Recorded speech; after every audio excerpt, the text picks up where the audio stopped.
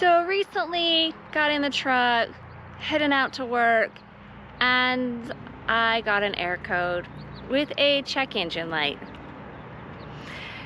So this is our infamous DEF system that we've never had issues on, and we now have the DEF curse. Took it down to the service station. They said it's the heating element that actually heats the DEF. This is more of a winter feature to keep it from freezing, and in order to change this heating element, it is a full tank replacement.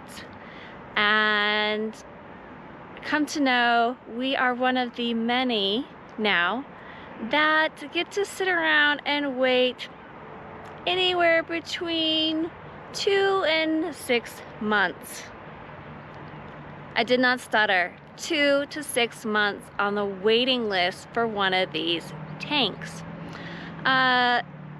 Basically, our truck is out of commission and sitting in a parking lot with all these other trucks that could possibly have the same issue.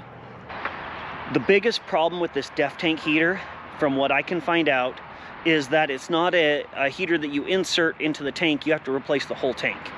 Everything's wired inside, so it's not as simple as it should be. The older Chevys, they had an insert that if it went bad, you just put the new insert in and it seems to have worked. But for this, you have to drop the whole tank. And from what I've found out, they put in too small of wires, so they get corroded and it shorts out. And then you're screwed. And a lot of times you could find some sort of aftermarket company that, you know, has a fix for this, but there is no aftermarket tanks. I've even thought, oh, I'll go to scrap yards and that sort of stuff and find one. Everywhere I've called, even scrap yards, they don't have them. I called a bunch of the diesel shops that delete a lot of these trucks, and they give it all back because when somebody goes to sell it, they have to put it all back on. Because I was hoping that they'd have one sitting around that I could buy. I got looking on eBay, and I think I found one on eBay, but it's $2,000 for the tank. And I don't know if that tank actually works. So that's a $2,000 risk on something that it might be broken too.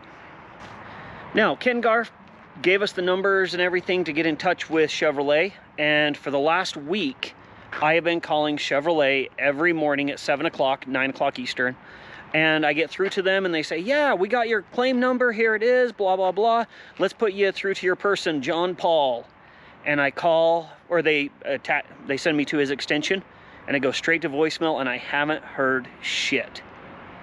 I have a $70,000 to $80,000 truck here, and I can't even get the courtesy of a follow-up contact from Chevrolet.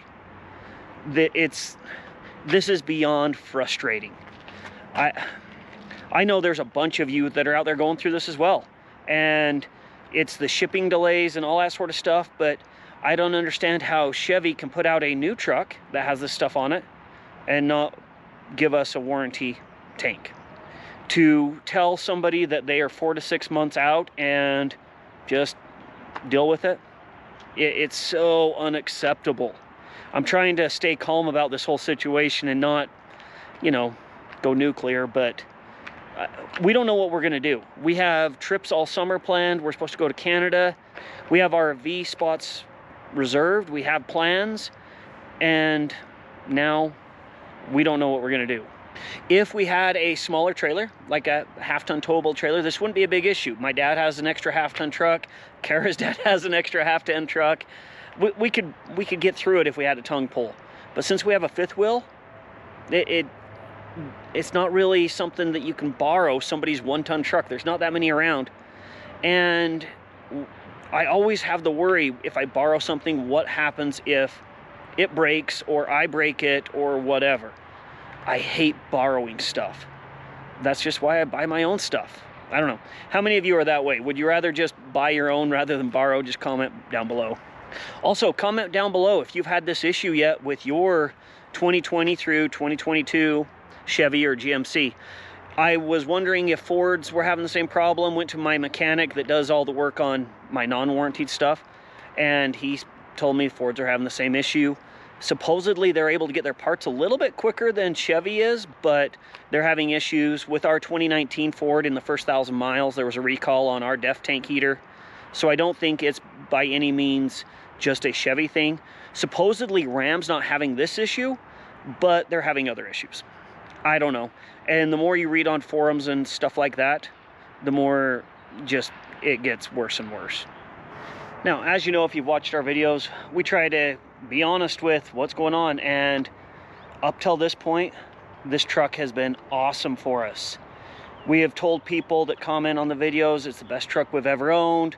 We've loved it. Just the other day, after we got all this news, Kara and I were going through our options, and we were both saying, this sucks because we finally got the truck that we both like, and it's doing everything we wanted. And even worse, I think I jinxed myself.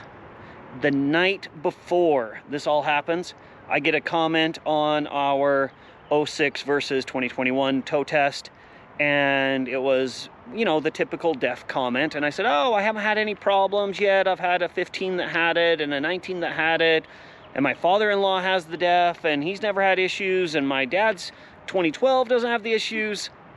Literally the next day. So it's time for me to eat some crow, and yeah, those that said you're gonna have DEF issues, and I said, well, we'll see.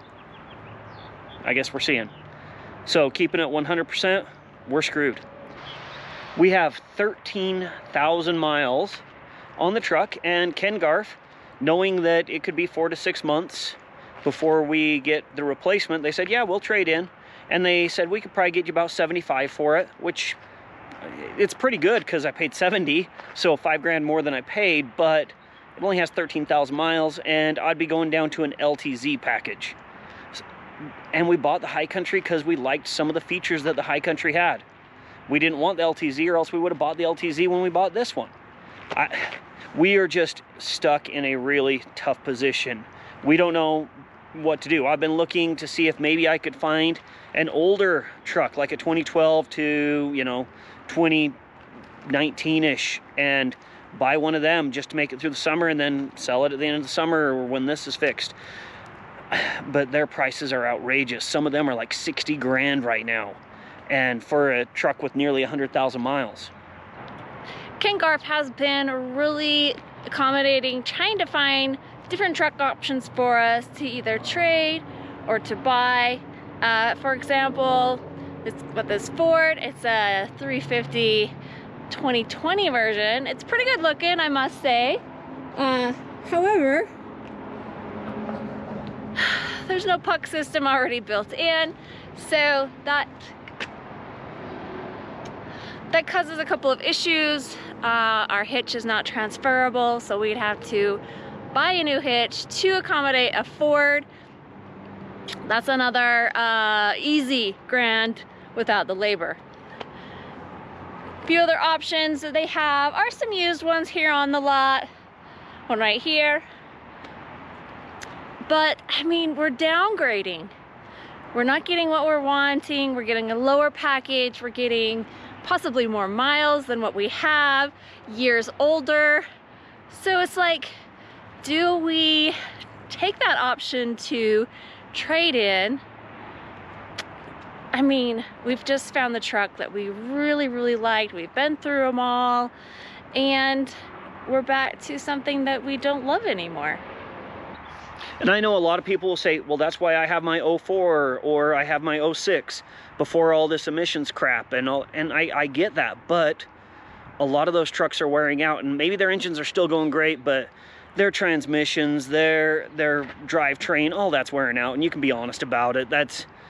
It's really not the same thing. And if you thought, oh yeah, I'd go out and buy an 04, good luck. Or an 06. Trying to find those, that's like finding a diamond in the rough. They aren't out there. And unless I get a dually of those, they don't have the weight carrying capacity to haul my fifth wheel. So that doesn't really work for me either. Now, one of the biggest problems with this whole thing is the truck payment. I now have a truck payment for a truck that's going to be sitting for up to a half a year, and I'm getting no resolution on any sort of, hey, we'll cover your truck payment or anything like that from Chevrolet. It's just crickets. For me, this is just one more of those.